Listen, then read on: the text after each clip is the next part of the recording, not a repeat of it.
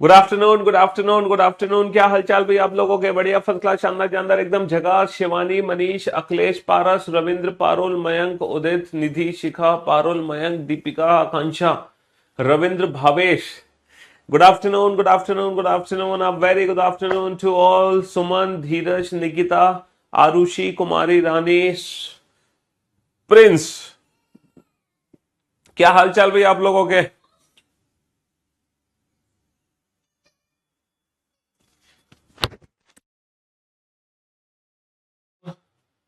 अब very good afternoon to all.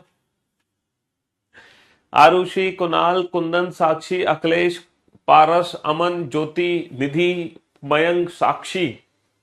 कैसा भी आप सभी? बढ़िया, फर्स्ट क्लास, शानदार जानदार, एकदम झकास। तो फाइनली कल हमने कोडेड इक्वेशन की पूरी फाइल कंप्लीट करा दी है ना। बोर्ड मार्क्स के सारे क्वेश्चंस मैंने जो होमवर्क आप लोगों को दिए थे परसों, कल हमने हर क्वेश्चन का आंसर दे दिया। अंशुल, आदित्य, पारस, ज्योति, निधि, मयंक, दीपिका, दिव्या, पढ़ लो। तो आज हम नया टॉपिक शुरू करेंगे, है ना। नया दिन, नई शुरुआत। और आज के जो टॉपिक का नाम होगा ना, वो बहुत ही इंटरेस्टिंग टॉपिक है। इंटरेस्टिंग टॉपिक इसलिए है क्योंकि आज से पहले इस टॉपिक का ना तो आपने नाम सुना होगा, ना ही आपने इस टॉपिक से रिलेटेड कोई भी क्वेश्चन अपनी लाइफ में देखा होगा। आपको पता ही नहीं होगा कि सर ये टॉपिक एग्जैक्टली है क्या, है ना। आपको पता ही नहीं होगा कि सर ये टॉपिक एग्जैक्टली है क्या, क्योंकि ये चैप्टर के बारे में आपके पास पहले से कोई जानकारी नहीं है। हर टॉपिक के बारे में आपके पास पहले से जानकारी होती है ना। कोडिंग, डिकोडिंग, है ना। और dice, calendar, clock, cube and cuboid, counting figure, non verbal reasoning, इन सब के बारे में आप पहले से जानने होते हो। लेकिन ये एक ऐसा चैप्टर है जिसका जिक्र आपने कभी पहले कभी सुना ही नहीं होगा, ना ही आपने इससे रिलेटेड कहीं क्वेश्चन देखे होंगे, है ना। और इस टॉपिक को हम बोलते हैं मशीन इनपुट। हिंदी में इस टॉपिक को हिंदी में इस टॉपिक को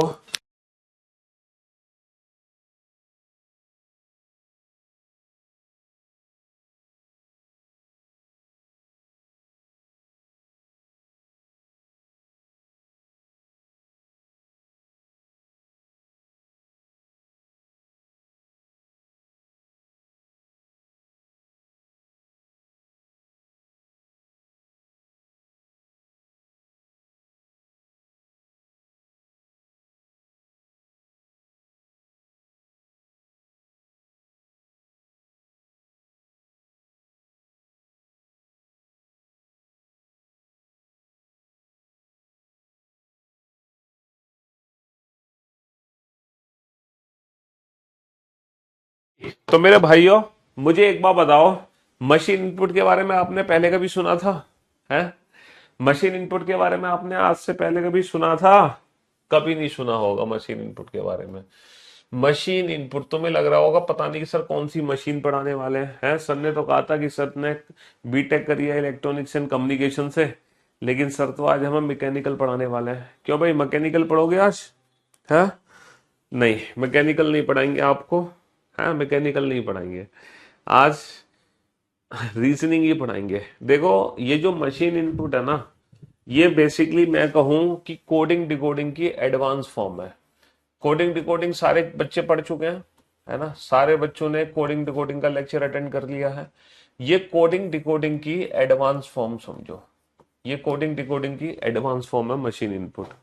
एग्जैक्टली मशीन इनपुट में भी ना, मशीन इनपुट में भी क्या होता है, मशीन इनपुट में भी कोडिंग होती है, और डिफरेंट स्टाइल से कोडिंग होती है। यहां पर जो हम कोडिंग कर रहे थे कोडिंग डिकोडिंग चैप्टर में, कि हम एक वर्ड को दूसरे वर्ड में चेंज कर देते, हम एक वर्ड को दूसरे वर्ड में चेंज करते थे। लेकिन मशीन इनपुट में जो कोडिंग होती है ना, वो रीअरेंजमेंट के बेसिस पे होती है। किसके बेसिस पे? रीअरेंजमेंट। रीअरेंजमेंट। जैसे कि मैं आपसे कहूं कि एक स्टेटमेंट है, यहां पर जो स्टेटमेंट होते हैं ना, उसको इनपुट कहते हैं। क्या कहते हैं? स्टेटमेंट्स को क्या कहते हैं? इनपुट कहते हैं।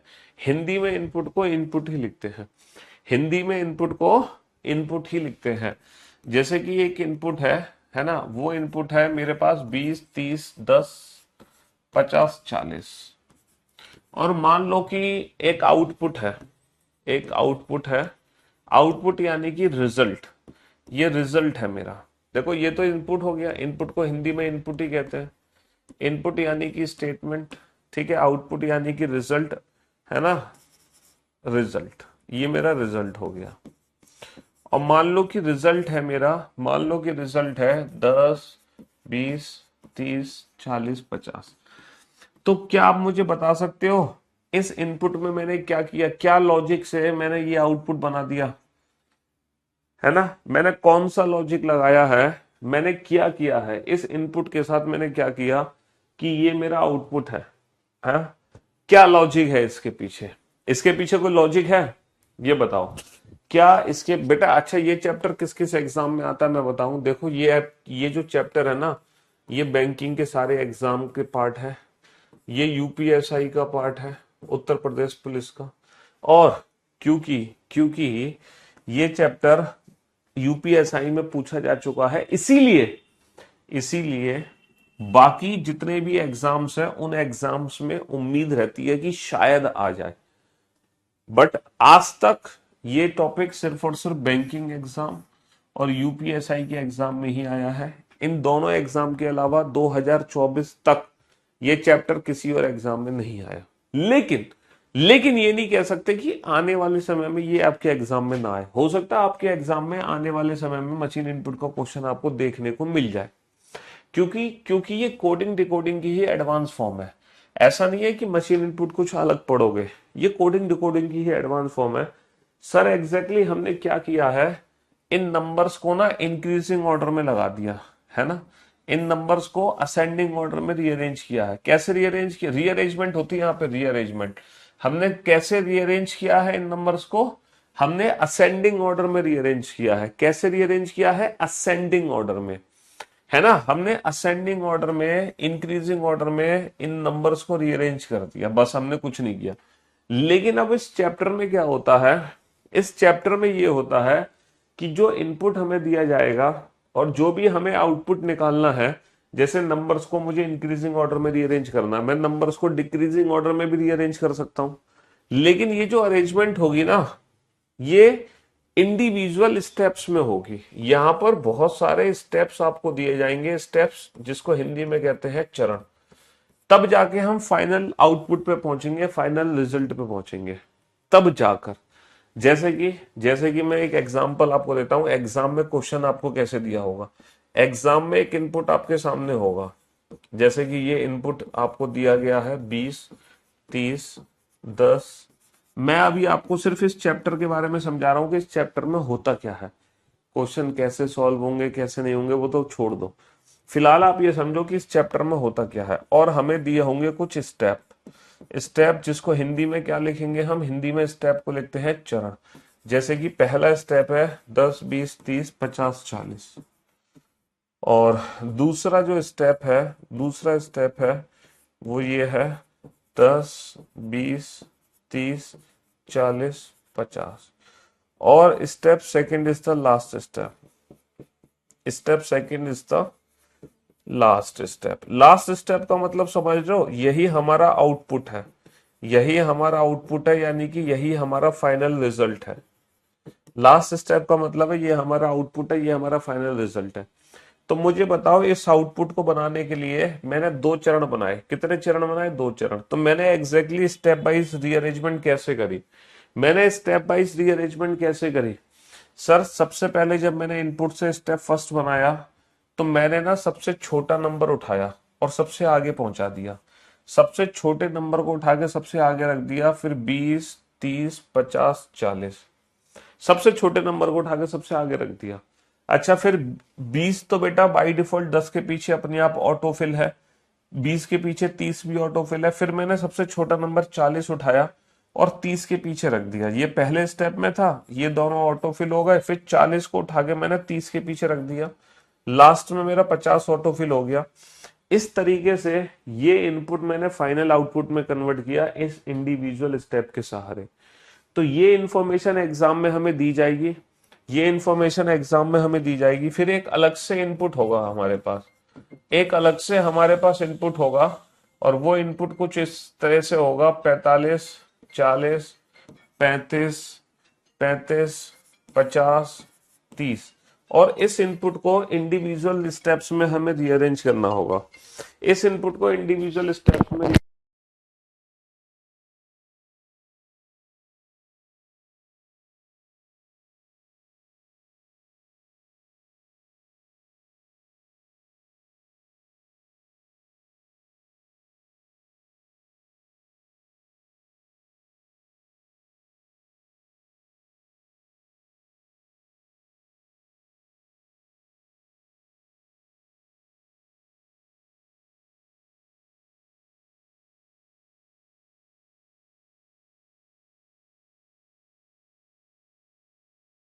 अजी, तो मेरे दोस्त, मेरे भाई, मेरे जिगर के टुकड़ों, आप लोगों ने सुना कि नहीं सुना? एग्जैक्टली इसमें यह हुआ कि इनपुट था, इसको इंडिविजुअल स्टेप्स दिए गए हैं, ये लॉजिक आइडेंटिफाई करो और फिर दिए गए इनपुट पे अप्लाई कर दो। और बताओ इस इनपुट को आउटपुट बनाने के लिए हमें कितने स्टेप बनाने पड़ेंगे? हमें कितने स्टेप, क्या हमें 2 ही स्टेप बनाने पड़ेंगे इस इनपुट को आउटपुट में बदलने के लिए, या हमें 3 स्टेप बनाने पड़ेंगे, या हमें 4 स्टेप बनाने पड़ेंगे, या हमें 5 स्टेप बनाने पड़ेंगे? बताओ कितने स्टेप मैं बना दूं कि ये इनपुट फाइनल आउटपुट में कन्वर्ट हो जाए? आउटपुट आपको पता है क्या है? आउटपुट है ये नंबर्स रीअरेंज कर दो इंक्रीजिंग ऑर्डर में। लेकिन हमें करना क्या है? हमें हर स्टेप में एक नंबर को उठाना है, सबसे छोटे नंबर को उठाना है, सबसे आगे पहुंचा देना है, बस। और बाकी सारे नंबर एज इट इज, 45, 40, 35 और 50। फिर हम दूसरा स्टेप बनाएंगे। 30 तो हमने पहुंचा ही दिया था, अब सबसे छोटा नंबर 35। अब 30 के पीछे 35 को रख दूंगा मैं, 30 के पीछे 35 को रख दूंगा, फिर 45, 40 और फिर 50। और फिर रीअरेंजमेंट अभी कंप्लीट नहीं हुई, अब मैं 40 को उठाऊंगा और 35 के पीछे रख दूंगा, 30, 35, 40। और लास्ट में ये जो 45 और 50 बचे, ये हो गए बेटा ऑटोफिल, ये अपने आप ही रीअरेंज हो गए। तो कुल कितने स्टेप की जरूरत पड़ी हमें? 3 स्टेप की जरूरत पड़ी आउटपुट में कन्वर्ट करने के लिए। कितने स्टेप्स की जरूरत पड़ी? 3 स्टेप्स की जरूरत पड़ी। तो इस चैप्टर में हमें, ये लॉजिक ही तो है, तो इस चैप्टर में हमें क्या करना है? इस चैप्टर में हमें रीअरेंजमेंट समझनी है और वो रीअरेंजमेंट दिए गए इनपुट पे अप्लाई कर देनी है, वो रीअरेंजमेंट दिए गए इनपुट पे अप्लाई कर देनी है। बस इतना सा काम है, बस इतना सा काम है। ये रीअरेंजमेंट समझनी है, दिए गए इनपुट पे अप्लाई कर देनी है। ठीक है, चलो मैं आपको और समझाता हूं। अभी चिंता मत करो बेटा, ये चैप्टर अभी शुरू नहीं हो रहा है। अभी तो मैं बस इस चैप्टर के बारे में बता रहा हूं कि इस चैप्टर में होता क्या है, समझ रहे हो? अब एग्जाम में जो इनपुट होते हैं ना, जो एग्जाम में इनपुट होते हैं, जो एग्जाम में इनपुट होते हैं, वो जरूरी नहीं है कि सारे इनपुट बेटा इस तरह से मिलेंगे आपको नंबर्स की फॉर्म में। एग्जाम में जो इनपुट होते हैं, जरूरी नहीं है कि सारे इनपुट आपको ये नंबर्स की फॉर्म में ही मिलेंगे। एग्जाम में इनपुट कुछ ऐसे भी मिल सकते हैं वर्ड्स की फॉर्म में, जैसे cut, pen, paper, R, U. Exam में जो इनपुट होगा वो वर्ड्स और नंबर दोनों का कॉम्बिनेशन हो सकता है, वर्ड्स और नंबर दोनों का कॉम्बिनेशन हो सकता है। गुड, 10, 15, आर, दे, 27, 39, यू। ठीक है, एग्जाम में जो इनपुट होगा वो नंबर्स का हो सकता है, वर्ड्स का हो सकता है, वर्ड्स और नंबर दोनों का कॉम्बिनेशन हो सकता है एग्जाम में इनपुट। और इनपुट हमें कुछ ऐसे भी देखने को मिल जाता है कभी कभी इस फॉर्म में। ठीक है, ये भी इनपुट एग्जाम में हमें देखने को मिल जाता है इस तरीके से। इसके अंदर कुछ कुछ नंबर्स हो सकते हैं लिखे हुए, तो ये भी इनपुट, ये तरह तरह के इनपुट है जो एग्जाम में हमें देखने को मिलते हैं। एग्जाम में कुछ ऐसा इनपुट भी हमें देखने को मिल जाता है मैट्रिक्स की फॉर्म में, ये वाला इनपुट भी हमें देखने को मिलता है एग्जाम में। A2, B4, 1G7 like this 8 है। इस तरीके से इनपुट भी हमें एग्जाम में देखने को मिल जाते हैं। तब जब एग्जाम में ये क्वेश्चन पूछा जाएगा, ठीक है, जब एग्जाम में ये क्वेश्चन पूछा जाएगा तो तरह तरह के इनपुट, एग्जाम में इनपुट ऐसा भी मिल सकता है हमें देखने को, एग्जाम में ऐसा भी इनपुट मिल सकता है, एग्जाम में ऐसा भी इनपुट मिल सकता है, एग्जाम में ऐसा भी इनपुट मिल सकता है और एग्जाम में ऐसा भी इनपुट मिल सकता है। तो एग्जाम में क्या किया जाता है कि उस इनपुट को रीअरेंज किया जाता है। हमें रीअरेंजमेंट समझनी होती है और रीअरेंजमेंट समझ के दिए गए इनपुट पे अप्लाई कर दो और फिर अपने प्रश्नों के उत्तर दो। जैसे कि मैं बताता हूँ एग्जाम में क्वेश्चन किस तरीके से होगा। जैसे कि एक इनपुट हमें दिया गया है एग्जाम में, ठीक है, बहुत ही ध्यान से क्वेश्चन को समझना। इनपुट है बाबू 17, 15, 13, 19, 18, ठीक है, ये इनपुट है। और पहला स्टेप एग्जाम में बना के दिया हुआ है आपको। स्टेप मतलब चरण पहला, पहला चरण है 13, 17, 15, 19, 18। दूसरा जो चरण है वो है 13, 15, 17, 19, 18। तीसरा जो चरण है बाबू वो है 13, 15, 17, 18, 19, ठीक है ये। एंड यहां पे लिखा हुआ है step third is the last step, step third is the last step, like this. अब एक अलग से इनपुट है हमारे पास, एक अलग से इनपुट है और वो इनपुट है बाबू 23, 21, 19, 27, 25, 29। एक अलग से इनपुट है हमारे पास ये वाला। अब इस इनपुट को इंडिविजुअल स्टेप्स में रीअरेंज करो। ऊपर ऊपर जो भी मेथड है ना, जिस मेथड से इस इनपुट को इंडिविजुअल स्टेप्स में रीअरेंज किया गया है वो मेथड समझो। मशीन इनपुट बेटा 4 क्लासेस होंगी, 4 से 5 क्लासेस, 3 4 5 मतलब 4 या 5 क्लासेस होंगी, है ना। अब पहला क्वेश्चन आपसे पूछा गया है, सबसे पहला क्वेश्चन, कुल कितने चरण बनेंगे, कुल कितने चरण बनेंगे, कुल कितने चरण बनेंगे। How many steps are needed to complete this arrangement, how many steps are needed to complete this arrangement, how many steps are needed to complete this arrangement. दूसरा क्वेश्चन है which of the following is a penultimate step, या फिर last but one step, या फिर second last step, second, यानी कि आखिरी से दूसरा, आखिरी से दूसरा चरण, आखिरी से दूसरा चरण कौन सा। अगला क्वेश्चन,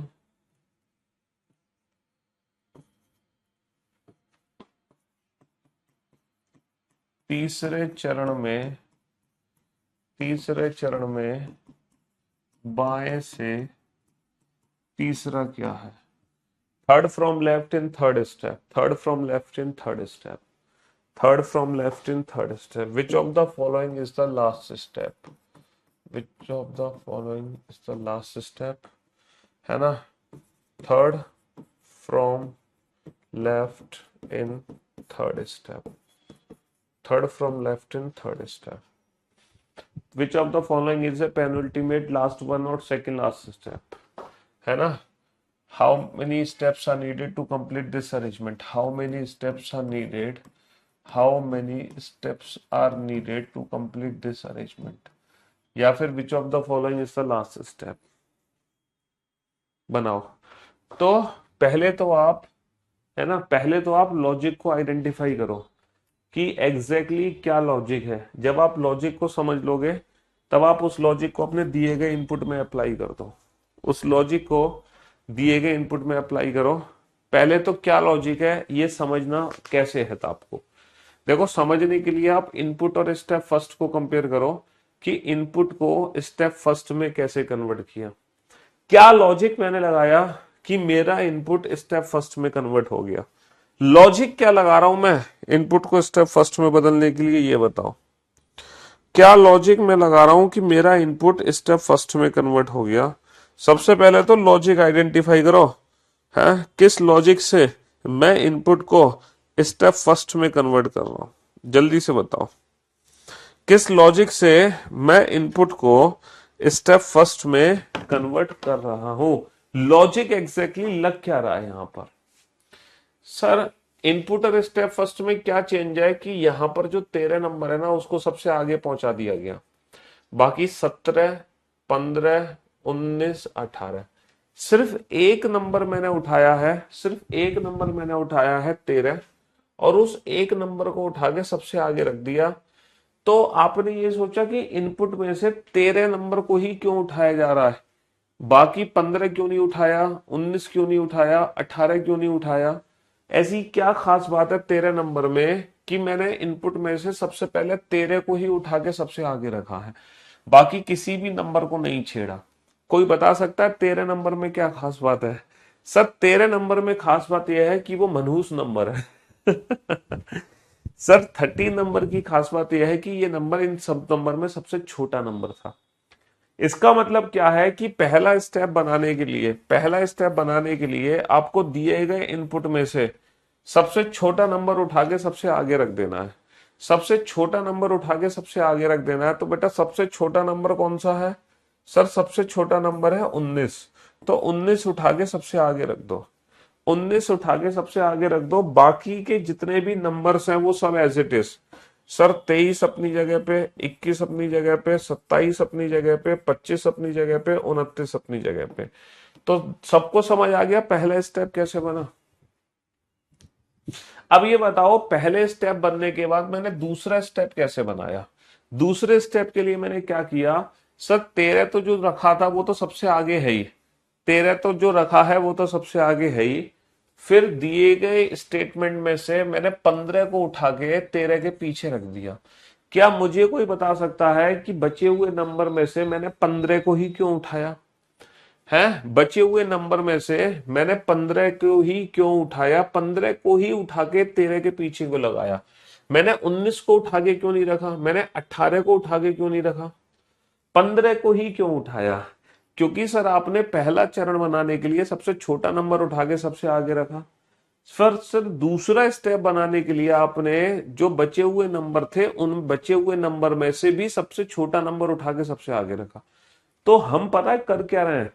जितने भी नंबर्स हमें दे रखे हैं ना, हम हर स्टेप में सबसे छोटा नंबर उठा के सबसे आगे पहुंचा देंगे। हम हर स्टेप में सबसे छोटा नंबर उठा के सबसे आगे पहुंचा देंगे। और ऐसा तब तक चलता रहेगा जब तक कि सारे नंबर इंक्रीजिंग ऑर्डर में लग ना जाए। देखो फिर जब दूसरे स्टेप से तीसरा स्टेप बनाया तो फिर मैंने 17, तो देखो 15 के पीछे 17 को आना ही था, वो तो ऑटोफिल हो गया, 17 तो ऑटोफिल हो गया। लेकिन मशीन ने 18 को उठा के 17 के पीछे पहुंचा दिया और लास्ट में 19 ऑटोफिल हो गया। ऑटोफिल होने का मतलब है वो नंबर्स जो अपने आप अपनी लाइन में चुपचाप खड़े हैं, ये बेचारे अपनी लाइन में थे, इनको छेड़ने की जरूरत नहीं पड़ी, है ना? तो अब आप बताओ, इसी ट्रिक को आप इस दिए गए इनपुट में अप्लाई करो। इसी ट्रिक को आप इस दिए गए इनपुट में अप्लाई करो। दूसरा स्टेप कैसे बनाओगे?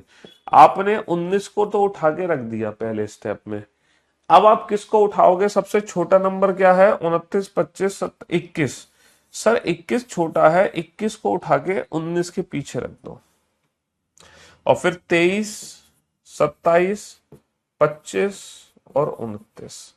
अब आप बताओ आप तीसरा स्टेप कैसे बनाओगे? क्या सारे नंबर्स अरेंज हो गए?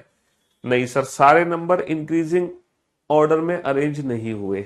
सारे नंबर इंक्रीजिंग ऑर्डर में अरेंज नहीं हुए, इसका मतलब अभी और अरेंजमेंट करो। 19 रखा, 21 रखा।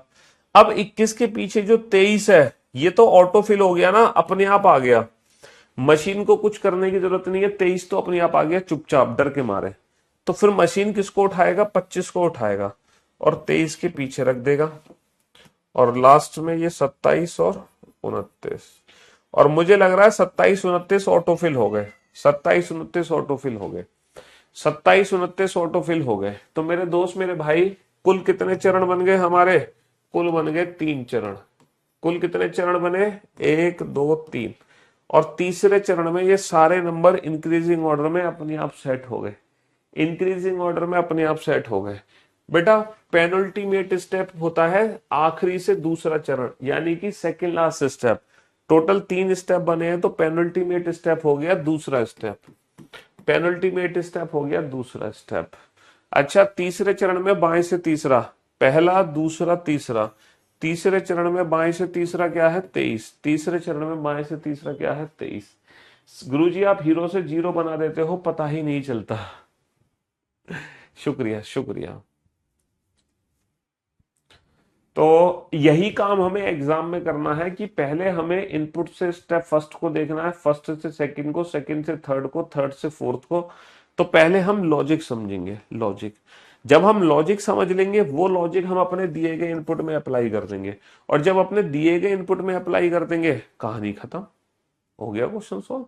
इंडिविजुअल स्टेप बना लो, क्योंकि जब ये क्वेश्चन एग्जाम में आएगा तो इस इनपुट से रिलेटेड एग्जाम में पूछे जाएंगे 5 क्वेश्चन। कितने क्वेश्चन पूछे जाएंगे 5। ये जो क्वेश्चन है ये एक वाला क्वेश्चन नहीं है, इस इंफॉर्मेशन से रिलेटेड 5 क्वेश्चन सॉल्व होंगे, 5।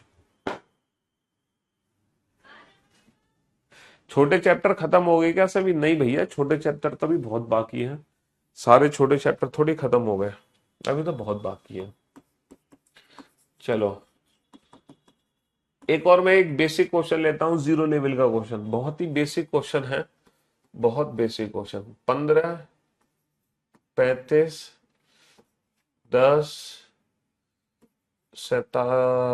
नहीं 45 है ना, 25, 65, 20, 30, 70, 70 नहीं, चलो यही ले लो। तो पहला जो स्टेप दिया हुआ है, हिंदी में इनपुट को इनपुट ही लिखा होगा हिंदी में, ऐसा नहीं है कुछ और लिखा होगा। अब यहाँ पर कुछ स्टेप बना के दिए हुए हैं आपको, स्टेप बोले तो चरण बना के दिए हुए हैं। पहला जो स्टेप बना के आपको दिया हुआ है वो दिया हुआ है 10, 15, 35, 45, 25, 65, 20, 30। दूसरा स्टेप आपको दिया हुआ है 10, 65, 15, 35, 45, 25, 20, 30। तीसरा जो चरण आपको दिया हुआ है 15, ये क्या हो गया 10, 65, हाँ 10, 65 था ना। तीसरा जो दिया हुआ है वो दिया हुआ है 10, 65, 10, 65, 15, 45, 35, 25, 20, 30। चौथा जो चरण दिया हुआ है वो है 10, 65, 15, 45, 20, 35, 25, 30। पांचवा जो चरण दिया हुआ है वो है 10, 65, 15, 45, 20, 35, नहीं, बस 4 चरण है, बस खत्म, 4 ही चरण है। Step 4 is the last step, step 4 is the. अब आप लॉजिक को समझो, ये लॉजिक क्या है, किस लॉजिक से ये रीअरेंजमेंट हो रही है। लॉजिक को समझने के लिए एक बार तो आउटपुट को देखा करो आप, आउटपुट क्या है हमारा, आउटपुट क्या है, ये अरेंजमेंट किस हिसाब से है। और फिर देखो कि इनपुट से पहला स्टेप कैसे बना, पहले से दूसरा कैसे बना, दूसरे से तीसरा, तीसरे से चौथा। पहले तो आप इस आउटपुट को देखो कि नंबर्स के साथ क्या हो रहा है, नंबर्स बढ़ते क्रम में लगाए जा रहे हैं या नंबर्स घटते क्रम में लगाए जा रहे हैं। आखिरी से दूसरा होता है बेटा सेकंड लास्ट स्टेप, आखिरी से दूसरा होता है सेकंड लास्ट स्टेप। पेनल्टीमेट का मतलब second last step, last but one, last but one का मतलब जैसे टोटल 10 चरण बने 10, तो सेकंड लास्ट स्टेप होगा 9, आखिरी से दूसरा होगा 9। जैसे 6 चरण बने तो आखिरी से दूसरा होगा 5, जैसे 5 चरण बने तो आखिरी से दूसरा होगा 4। आप लॉजिक को समझो, सबसे पहले लॉजिक प्राची ने बताया। प्राची कश्यप, कॉन्ग्रेचुलेशन, आपको मिलता है 11,000 रुपए का नगद उधार इनाम। कॉन्ग्रेचुलेशन। सबसे पहले प्राची ने इस क्वेश्चन में लॉजिक आइडेंटिफाई कर लिया। प्राची को समझ आ गया कि ये रीअरेंजमेंट कैसे हो रही है। इनपुट से पहला स्टेप कैसे बनेगा, पहले से दूसरा, दूसरे से तीसरा और तीसरे से चौथा। पहले तो आप चौथे स्टेप को देखकर ये पता लगाओ कि नंबर्स के साथ हमने क्या किया। फिर आप देखो ये हुआ कैसे इंडिविजुअल स्टेप्स में। पहले रिजल्ट देखो, फिर देखो ये रिजल्ट तक हम पहुंचे कैसे। हिमांशु ने भी लॉजिक आइडेंटिफाई कर लिया, पूनम ने भी लॉजिक आइडेंटिफाई कर लिया, प्रिंस, दिव्या कुमारी, सतीश, देवांशी, बहुत बढ़िया। कॉन्ग्रेचुलेशन टू ऑल, शाबाश, बहुत बढ़िया, वेरी गुड जॉब।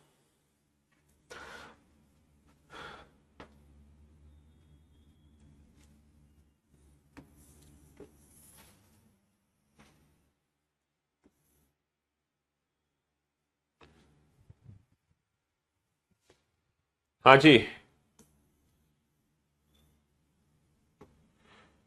ये सारे बच्चे हैं जो लॉजिक आइडेंटिफाई कर चुके हैं। बहुत बढ़िया, बहुत बढ़िया।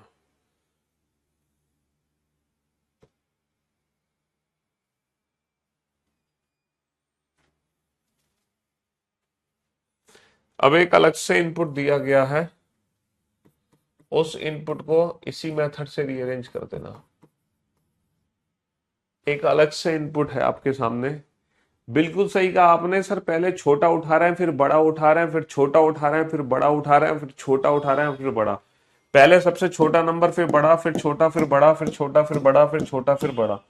तो छोटा बड़ा छोटा बड़ा छोटा बड़ा चल रहा है। सबसे पहले छोटा नंबर, फिर बड़ा नंबर, फिर छोटा नंबर, फिर बड़ा नंबर, फिर छोटा नंबर, फिर बड़ा नंबर।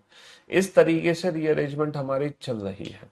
इस तरीके से ये रीअरेंजमेंट हमारी चल रही है। पहले छोटा नंबर उठा रहे हैं, फिर बड़ा नंबर उठा रहे हैं, फिर छोटा नंबर उठा रहे हैं, फिर बड़ा नंबर उठा रहे हैं, है ना। इस तरीके से रीअरेंजमेंट हम कर रहे हैं।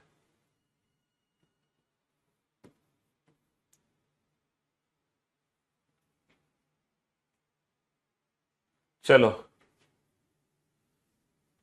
इस इनपुट को रीअरेंज करो, इस इनपुट को रीअरेंज करो। कैसे रीअरेंज करोगे? और मुझे बताओ, मेरा एक क्वेश्चन है, कुल कितने चरण बनेंगे? How many steps are needed to complete this arrangement? How many steps are needed, बस आप ये बता दो कुल कितने चरण बनेंगे। How many steps are needed to complete this arrangement, कुल कितने चरण बनेंगे? दिए गए इनपुट को आउटपुट में कन्वर्ट करने के लिए कुल कितने चरण बनेंगे? How many steps are needed to complete this arrangement? देखो, सबसे पहले सबसे छोटा नंबर उठा के आगे रखा पहले स्टेप में, बाकी 15, 35, 45, 25, 65, 20, 30 अपनी जगह। फिर जब दूसरा स्टेप बनाया, 10 तो अपनी जगह था, सबसे बड़ा नंबर उठा के 10 के पीछे रख दिया, 15, 35, 45, 25, 20, 30। फिर सबसे छोटा नंबर 15 बेटा ऑटोफिल हो गया, तो मशीन सबसे बड़ा नंबर उठा लेगी 45 को, तो 15 के पीछे रख दिया। फिर सबसे छोटा नंबर 20 45 के पीछे रख दिया, और फिर लास्ट में ये ऑटोफिल हो गए। फिर लास्ट में ऑटोफिल हो गए। आप ऑटोफिल समझ पा रहे हो ना? ऑटोफिल कितने चरण बनेंगे? देखो, पहले चरण में क्या होगा, सबसे छोटा नंबर उठाया जाएगा 10, 10 को आगे पहुंचा दिया जाएगा, और बाकी 50, 50 के पीछे 20 है, 50 के पीछे 20 है, 20 के पीछे क्या है 60, 60 के पीछे 70, 70 के पीछे 30, 30 के पीछे 80, 80 के पीछे 40, है ना। दूसरे स्टेप में क्या कर रहे हैं हम? दूसरे स्टेप में सबसे छोटा तो आ गया था, सबसे बड़ा 80, 10 के पीछे 80 को रख देंगे। फिर हमारे पास क्या बच गया? 50 बच गया, 20 बच गया, 60 बच गया, 70, 30, और उसके पीछे क्या बच गया? 40। फिर तीसरे स्टेप में हम क्या करेंगे?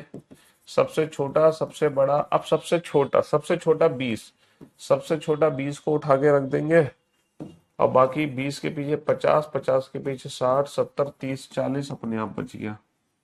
तो छोटा बड़ा छोटा, अब सबसे बड़ा नंबर उठाएंगे। चौथे स्टेप में सबसे बड़ा नंबर उठाएंगे भैया। पहले स्टेप में 10 गया, फिर 80 गया, फिर 20। अब सबसे बड़ा नंबर उठाएंगे 70, 70 को यहां पहुंचा दिया। फिर 50 बचा, 50 के पीछे 60, 60 के पीछे 30, 30 के पीछे 70। तो छोटा बड़ा छोटा बड़ा, अब छोटा नंबर उठाएंगे, छोटा नंबर है 30। तो बेटा पांचवें स्टेप में 10 गया पहले, फिर 80 गया, फिर 20 गया, फिर 70 गया, फिर 70 के पीछे 30 आ जाएगा, 30 के पीछे 50, 60, 40।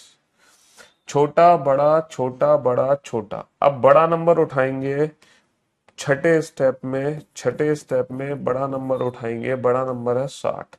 सबसे पहले छोटा आया, फिर सबसे बड़ा आया, फिर सबसे छोटा, फिर सबसे बड़ा, फिर सबसे छोटा, फिर सबसे बड़ा। ठीक है, फिर 50 और 40। और फिर जब लास्ट, अभी भी बेटा नंबर्स की अरेंजमेंट खत्म नहीं हुई, नंबर्स की अरेंजमेंट अभी खत्म नहीं हुई, नंबर्स की अरेंजमेंट अभी खत्म हुई नहीं है, अभी सारे नंबर अरेंज नहीं हुए। पहले छोटा, फिर बड़ा, फिर छोटा, फिर बड़ा, फिर छोटा, फिर बड़ा। अब फिर छोटा नंबर उठाएंगे 40, और लास्ट में 50 हो जाएगा ऑटोफिल। 50 ऑटोफिल। अब जाके अरेंजमेंट हमारी खत्म हुई है, अब जाके हमारी अरेंजमेंट खत्म हुई है। और टोटल कितने स्टेप बनेंगे? टोटल बनेंगे 7 स्टेप। टोटल कितने चरण बनेंगे? टोटल बनेंगे 7 चरण, है ना, कुल बनेंगे 7 चरण। इस इनपुट को इसी मेथड से रीअरेंज करने में हमें 7 चरण बनाने पड़ेंगे, 7 स्टेप। क्योंकि हम पहले सबसे छोटा नंबर रख रहे हैं, फिर बच गए सारे नंबर लिख लिए, फिर सबसे बड़ा नंबर रख दो, फिर बचे हुए सारे नंबर लिख लो, फिर सबसे छोटा, फिर बचे हुए सारे, फिर सबसे बड़ा, फिर बचे हुए सारे। तो कुल बनेंगे बेटा 7 स्टेप। पता कैसे चला कि छोटा बड़ा लगाने हैं? अरे यार, यहां से पता चला ना, जब मैंने इनपुट को पहले स्टेप से कंपेयर कराया तो बेटा यहाँ पे 10 को उठा के सबसे आगे रखा था, बाकी 15, 35, 45, 25, 65, 20, 30। हमें सोचना था कि हमने 10 को ही क्यों उठाया, क्योंकि 10 नंबर इन सारे नंबर में सबसे छोटा नंबर है। हमें पता चल गया सबसे पहले सबसे छोटा नंबर उठा के सबसे आगे रखना है। फिर हमने दूसरा जब स्टेप देखा तो 15, 35, 45, 25, 65, 20 में से 65 को उठा के इन्होंने 10 के पीछे रख दिया। अब हमें सोचना था कि दूसरे स्टेप के लिए इन्होंने इन नंबर्स में से 65 को क्यों उठाया, क्योंकि 65 इन नंबर्स में से सबसे बड़ा नंबर था। तो हमें हमारे माइंड में क्लिक हुआ कि इन्होंने पहले स्टेप के लिए तो सबसे छोटा स्टेप रख, सबसे छोटा नंबर उठाया, और दूसरे स्टेप के लिए इन्होंने सबसे बड़ा नंबर उठा लिया। तो यहां से हमें पता चला ना, यहां से हमें पता चला।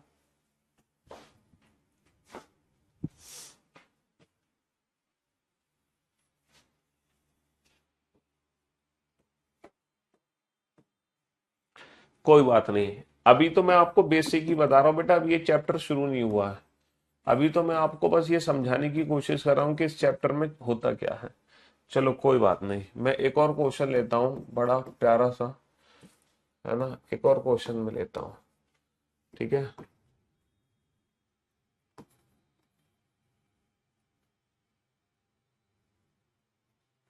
एक और क्वेश्चन आपके सामने है। पहला स्टेप है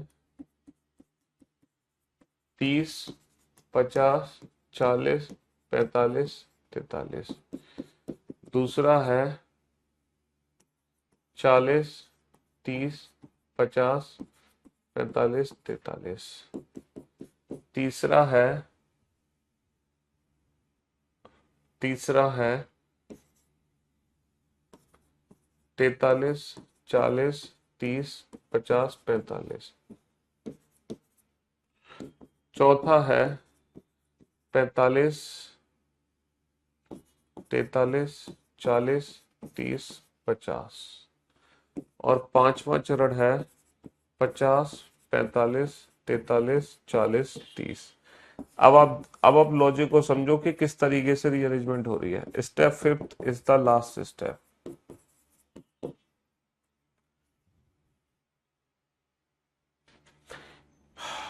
जिस बच्चे को अभी तक कुछ समझ नहीं आया वो थोड़ा सा पेशेंस रखें, हैव सम पेशेंस। जिसको नहीं समझ आया वो थोड़ा सा पेशेंस रखें, बस इस क्वेश्चन तक के लिए पेशेंस रखें, इस क्वेश्चन तक के लिए थोड़ा सा पेशेंस रखो, बस इस क्वेश्चन तक के लिए। जिसको नहीं समझ आया अभी भी, देखो ये इनपुट है, एक इनपुट इनपुट भूल जाओ, तुम ये सोचो कि ये संख्याएं दे रखी है तुम्हें, ये संख्याएं दे रखी है कथन में, 50, 40, 45, 43, 30। इस तरीके से देखो कि ये संख्याएं तुम्हें दे रखी है, लाइक दिस। ये संख्याएं सीक्वेंस में लिखी हुई है, ठीक है। और इन संख्याओं को मैंने इस सीक्वेंस में कन्वर्ट कर दिया। जिन बच्चों को कुछ समझ नहीं आया उन बच्चों को बता रहा हूं मैं, ये संख्याएं दे रखी हैं और इन संख्याओं को इस सीक्वेंस में कन्वर्ट कर दिया। पहले किस सीक्वेंस में कन्वर्ट कर दिया मैंने? 50, 45, 43, 40, 30। तो अगर आपसे कोई पूछे, आपका छोटा भाई जो दूसरी कक्षा में पढ़ता है, कि भैया या बहना इन संख्याओं को जब इन संख्याओं में कन्वर्ट किया गया तो इन संख्याओं में क्या खास बात है, इन संख्याओं को इन संख्याओं में कन्वर्ट किया गया है, किस लॉजिक से, किस मेथड से, यहाँ पे चल क्या रहा है। तो बेटा अगर कोई चौथी या तीसरी या दूसरी क्लास का बालक होगा, वो भी ये बता देगा कि सर इन संख्याओं को घटते क्रम में लगा दो। सबसे पहले इन सब में सबसे बड़ी कौन सी है? 50, उससे छोटी कौन सी है? 45, उससे छोटी 43, उससे छोटी 40, उससे छोटी 30। यानी कि संख्याओं को घटते क्रम में व्यवस्थित किया गया है ना। हमारा काम क्या है? जो भी हमें इनपुट दे रखा होगा, जो भी हमें इनपुट दे रखा होगा, उस इनपुट का जो आउटपुट बनेगा वो क्या बनेगा? ये मान लो आउटपुट है, ये रिजल्ट है, ये क्या है? रिजल्ट, ये आउटपुट है।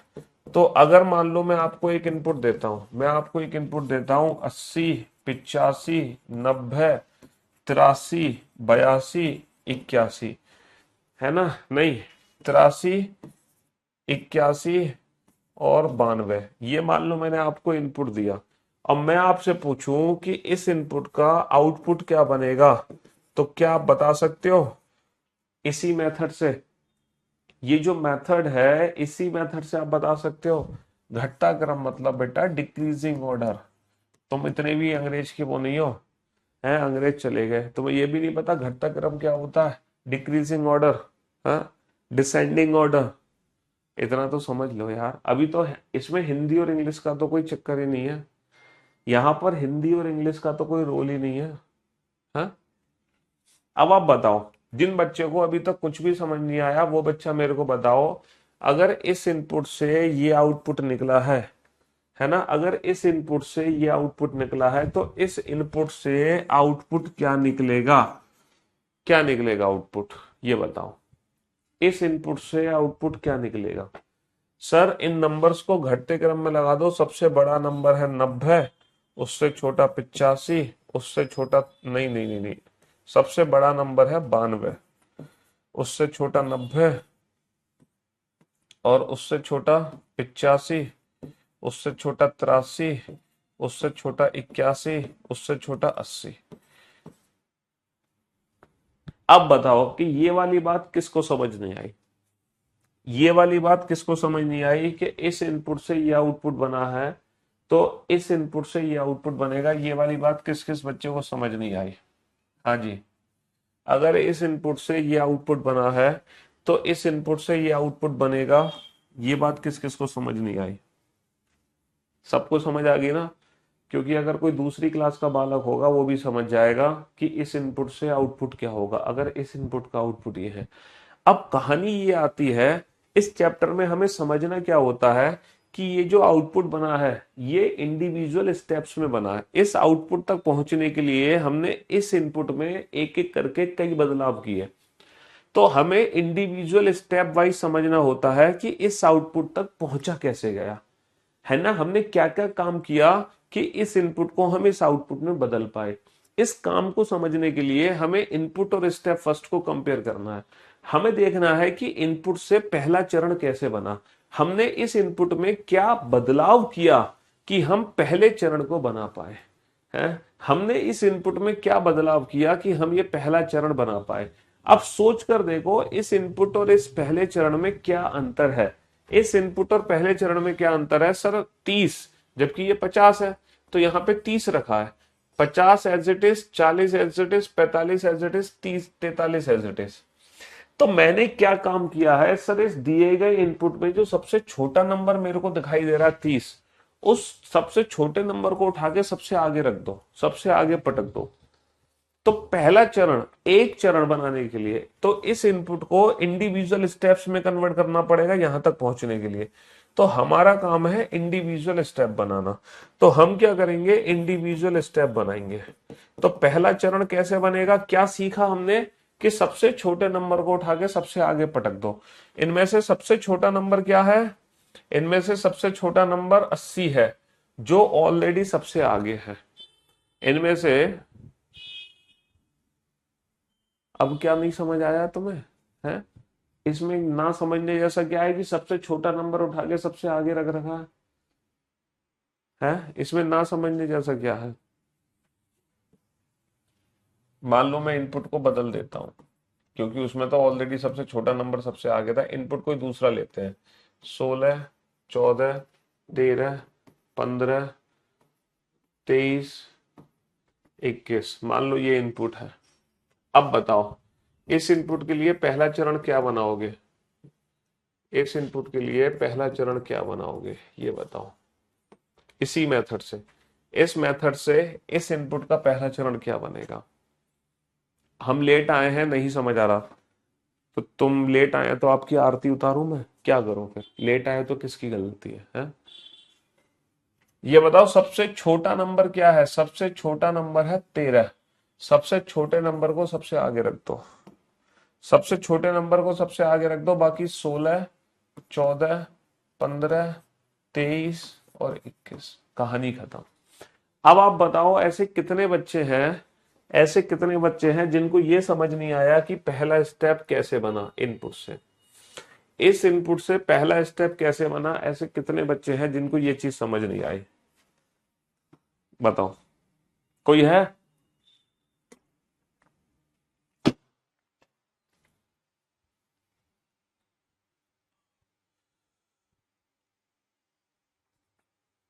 हाँ जी, चलिए साहब। तो हर बच्चे को ये बात नहीं समझ आ गई कि सर जो भी इनपुट होगा उस इनपुट में जो भी छोटा नंबर होगा वो सबसे आगे आएगा, जो भी इनपुट होगा उस इनपुट में जो भी सबसे छोटा नंबर होगा वो सबसे आगे जाएगा, सबसे आगे जाएगा। बहुत बढ़िया। अब हम जानेंगे कि पहले स्टेप से दूसरा स्टेप कैसे बना। पहले स्टेप से दूसरा स्टेप कैसे बना? सर इन्होंने 50, 40, 45, 43 में क्या किया? सर 40 को उठा लिया। 40 तो सबसे छोटा नंबर है ना, 50, 40, 45, 43 में 40 छोटा नंबर है, तो इन्होंने 40 को उठा लिया। और सर जो पहले स्टेप में 30 था ना, इन्होंने 40 को 30 के पीछे ना रख के 30 के आगे रख दिया। 40 को 30 के आगे रख दिया आगे। यानी कि जब मैं दूसरा स्टेप बना रहा हूंगा तो मैं क्या करूंगा? सबसे छोटा नंबर क्या है? 14 को उठा के 13 के पीछे नहीं रखा, उल्टा 13 के आगे पहुंचा दिया। अभी तक हमने जो क्वेश्चन देखे थे वो क्यू अरेंजमेंट थी, जब हम ट्रेन के डिब्बे लगाते पहले इंजन लगा दिया फिर इंजन के पीछे डिब्बे, तो वो तो होती है क्यू अरेंजमेंट, जैसे कि अभी तक हमने देखा। और ये है स्टैक अरेंजमेंट। स्टैक अरेंजमेंट में क्या होता है? एक के ऊपर एक आता जाता है, एक के ऊपर एक के ऊपर एक। तो हमने 13 रखा, 13 के आगे 14 रख दिया, 13 के ऊपर 14 रख दिया, बाकी हमारे पास बचा 16, 15, 23, 21। अब बताओ, अब दूसरे चरण से तीसरा चरण कैसे बनेगा? सर इन्होंने जो बचे हुए नंबर थे ना 50, 45, 43, उसमें से इन्होंने 43 को उठा रखा है सबसे छोटे नंबर को, और 43 को उठा के 40 के आगे पटक दिया, 40 के आगे। यानी कि तीसरा स्टेप बनाने के लिए क्या करना होगा? फिर से सबसे छोटे नंबर को ही उठाना है। सबसे छोटा नंबर है 15 और उसको 14 के आगे पटक दो, 15, 14, 13, और बचा हुआ क्या है? 16, 23, 21। अब बेटा तीसरे स्टेप से चौथा स्टेप कैसे बना? ये जो बचे हुए नंबर है इनमें से सबसे छोटा क्या है? 45। 45 को उठा के 43 के आगे पटक दो। तो हम लॉजिक समझ चुके हैं, हर बार सब सीधा सीधा कह दो कि हर बार सबसे छोटे नंबर को उठा के आगे पहुंचा दो, हर बार सबसे छोटे नंबर को उठा के आगे पहुंचा दो। तो चौथा चरण कैसे बनेगा? छोटा नंबर क्या है? 16। 16 को आगे पहुंचा दिया, 16, 15, 14, 13। हर बार सबसे छोटे नंबर को उठा के सबसे आगे पहुंचा दो। सर पांचवा चरण कैसे बनेगा? फिर सबसे छोटा नंबर 21, 21, 16, 15, 14, 13, और लास्ट में क्या बचा? 23। और लास्ट में क्या बचेगा? सर फाइनली 23 को सबसे आगे पहुंचा देंगे, 23, 21, 16, 15, 14, 13। तो कुल कितने, इस इनपुट को आखिरी चरण तक पहुंचाने के लिए कुल कितने चरण बने? 6 स्टेप बने, 6। है। तो पहले चरण में 13 को आगे पहुंचाया, दूसरे में 14 को, फिर तीसरे में 15 को, फिर 16 को, फिर 21 को, फिर 23 को, तब जाके ये जो नंबर्स है ना, ये डिक्रीजिंग ऑर्डर में रीअरेंज हुए। 23, 21, 16, 15, 14, 13, है ना। जैसे कि ये नंबर डिक्रीजिंग ऑर्डर में 50, 45, 43, 40, 30। अब बताओ, अब दिल पर हाथ रख के बताना किस बच्चे को नहीं समझ आया कि ये इनपुट इंडिविजुअल स्टेप्स में कैसे रीअरेंज हुआ। अब बताओ सच सच, दिल पे हाथ रख के। अब तो आ गया सबको समझ। अब मत कह देना कि सर प्लीज रिपीट इट। हम्म। तो एग्जाम में हमें क्या करना होता है? एग्जाम में हमें ये समझना होता है, और इसको समझने के बाद ये बनाना होता है। ये दिया होगा एग्जाम में, ये हमें बनाना पड़ेगा। ये दिया होगा, ये बनाना पड़ेगा। है।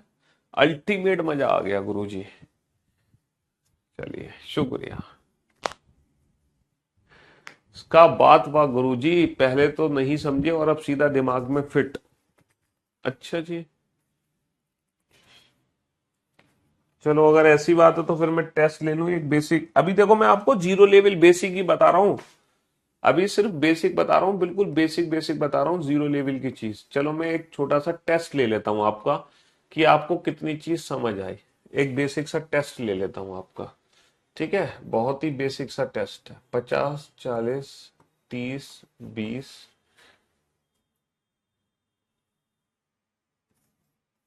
60, 55। ठीक है, पहला चरण है 20, 50, 40, 30, 60, 55। दूसरा चरण है 20, 30, 50, 40, 60, 55। तीसरा स्टेप है 20, 30, 40, 50, 60, 55। चौथा स्टेप है 20, 30, 40, 50, 55, 60। And step fourth is the last step.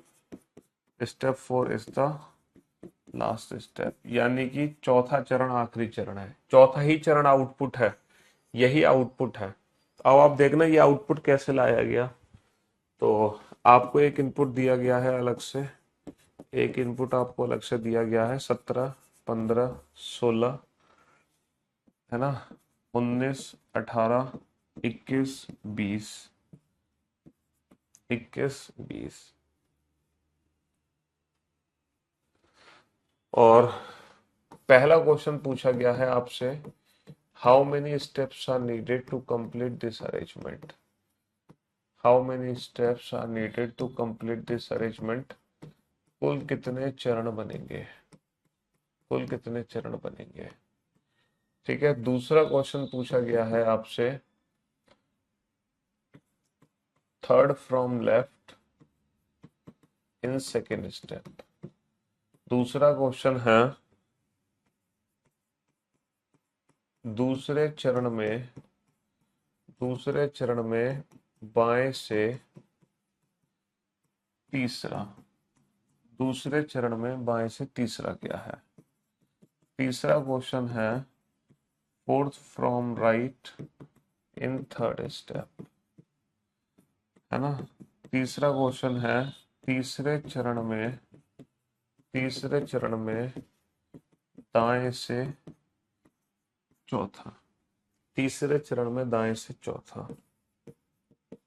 चौथा क्वेश्चन है second from left in fourth step, है ना। चौथे चरण में, चौथे चरण में बाएं से दूसरा, चौथे चरण में बाएं से दूसरा। पांचवा क्वेश्चन है third from right in fifth step. पांचवें चरण में, पांचवें चरण में दाएं से तीसरा, पांचवें चरण में दाएं से तीसरा। ये 5 क्वेश्चन है भाई साहब, और आपको इन पांचों क्वेश्चन के आंसर देने हैं। अगर आपने सिर्फ दूसरे क्वेश्चन का आंसर दिया देन यू आर गुड। सिर्फ दूसरे क्वेश्चन का आंसर दिया। आपने अगर तीसरे क्वेश्चन का आंसर दे दिया तो आप परफेक्ट, और अगर आपने चौथे या पांचवें क्वेश्चन का सही आंसर दे दिया तो आप सुपर्ब हो, सुपर्ब। और अगर आपने पहले क्वेश्चन का भी सही आंसर दे दिया तो आप सुपर्ब कैटेगरी में चले जाओगे। अगर आप सिर्फ पहले क्वेश्चन का सही आंसर देते हैं तो आप सुपर्ब बच्चे हो। सिर्फ दूसरे क्वेश्चन का सही आंसर दे पाए तो गुड। सिर्फ तीसरे क्वेश्चन का सही आंसर दे पाए तो आप परफेक्ट हैं। सिर्फ चौथे क्वेश्चन का सही आंसर दे पाए तो भी सुपर्ब है। सिर्फ पांचवें क्वेश्चन का सही आंसर दे पाए तो भी सुपर्ब कैटेगरी में चले जाओगे। अब आप इस क्वेश्चन को खुद ही सॉल्व करो। ये इनपुट दिया गया है, इंडिविजुअल चरण दिए गए हैं। हमें देखना है कि ये चरण कैसे बने हैं ताकि हम फाइनल आउटपुट नंबर्स को बढ़ते क्रम में लगा सके। देखो यहां पर जो नंबर्स हैं वो बढ़ते क्रम में लगे हैं। नंबर्स जो है इंक्रीजिंग ऑर्डर में लगे हैं, 20, 30, 40, 50, 55, 60।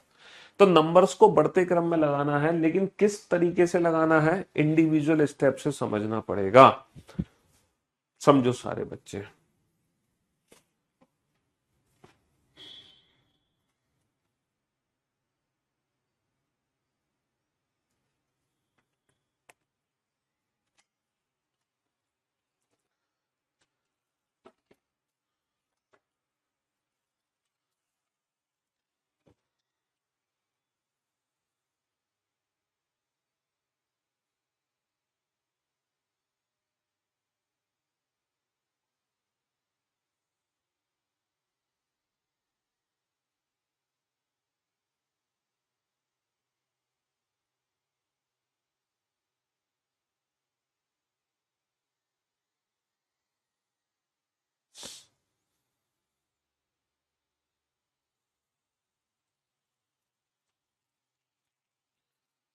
और इस क्लास में भी जितने भी बच्चे लाइव है ना,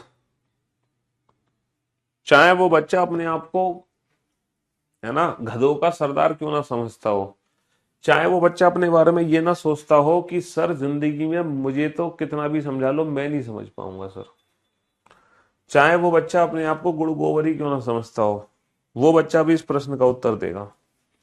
क्योंकि मैंने जिस तरीके से पढ़ाया है, अगर कोई दूसरी क्लास का बच्चा भी अगर इस लेक्चर को देख रहा होगा, दूसरी कक्षा का, तो वो भी इस क्वेश्चन को सॉल्व कर देगा।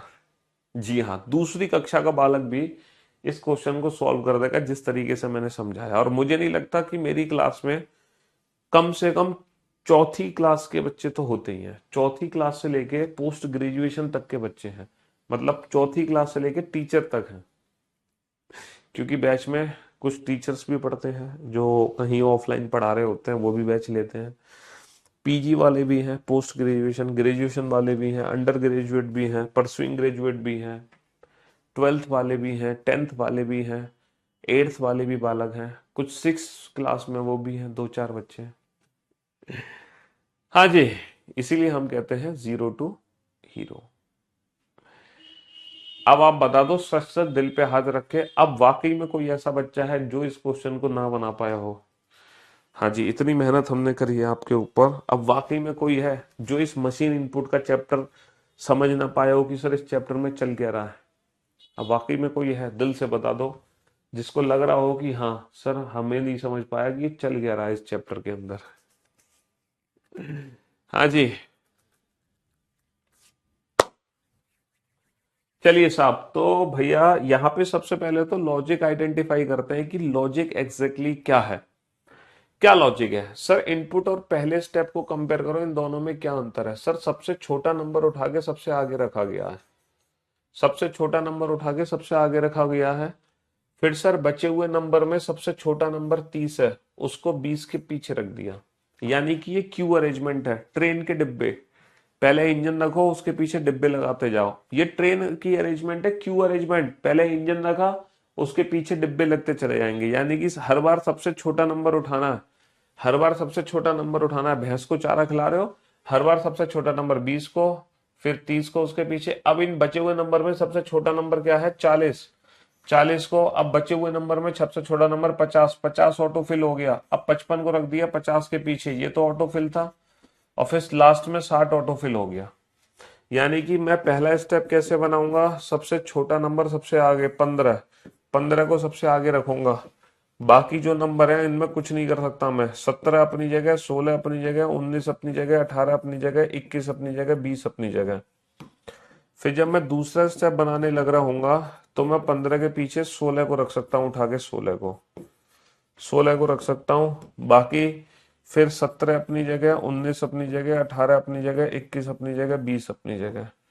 अभी तक फाइनल अरेंजमेंट हुई नहीं है। फिर मैं जब तीसरा स्टेप बनाने लग रहा हूँ तो 17, 16 के पीछे 17, 17 ऑटो फिल है। 17 तो अपने आप आ गया यहाँ पे, 17 तो ऑटो फिल हो गया।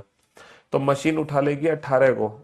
भाई मशीन को तो उठाना ही है किसी ना किसी को, तो 18 को उठा लेगी। फिर वो 19, 21 और 20 अपनी जगह आ गया। फिर चौथे स्टेप में क्या होगा? 15 अपनी जगह आ गया था, 16, 17 अपनी जगह था, खुद ही 18, 18 के पीछे 19 ऑटो फिल हो गया। 19 अपने आप लगा हुआ, मशीन ने कुछ नहीं किया। मशीन तो 20 को उठा के लाएगी 19 के पीछे। और लास्ट में 21 क्या हो जाएगा? 21 ऑटो फिल हो जाएगा। और ये नंबर्स इंक्रीजिंग ऑर्डर में लग गए, 15, 16, 17, 18, 19, 20, 21। ये नंबर्स अपने आप इंक्रीजिंग ऑर्डर में लग गए, अपने आप इंक्रीजिंग ऑर्डर में लग गए। How many steps are needed? कुल कितने चरण की आवश्यकता है? 4 चरण की आवश्यकता है, 4। Third from left in second step, दूसरे चरण में पहला, दूसरा, तीसरा। कितना आंसर आ गया? 17। Fourth from right in third step, पहला, दूसरा, तीसरा, चौथा। आंसर क्या आ गया? 18। Second from left in fourth step, पहला, दूसरा। आंसर क्या आ गया? 16। और third from right in fifth step, बेटा पांचवा चरण है यहाँ पर, पांचवा चरण है ही नहीं। तो इस क्वेश्चन का आंसर है there is no such step. इस क्वेश्चन का आंसर है ऐसा कोई चरण नहीं है, ऐसा कोई चरण नहीं है। ये वाला ऑप्शन प्रेजेंट होगा, ये ऑप्शन टिक कर देंगे। अब आप बताओ आप किस कैटेगरी में बिलोंग करते हो? आप गुड हो, आप परफेक्ट हो, या फिर आप इन तीनों में से किसी भी एक क्वेश्चन का आंसर देके सुपर कैटेगरी में आ चुके हो? हाँ जी। तो जो बच्चे सोच रहे थे सर इस चैप्टर को तो स्किप करना पड़ेगा, ये चैप्टर तो गया ऊपर से, मैं उम्मीद करता हूं उन सारे बच्चों को ये टॉपिक समझ आ गया होगा कि हाँ इस चैप्टर में हमें क्या करना है आगे। तो ये हालांकि ये बहुत बेसिक क्वेश्चन है, एकदम बेसिक जीरो लेवल का क्वेश्चन है।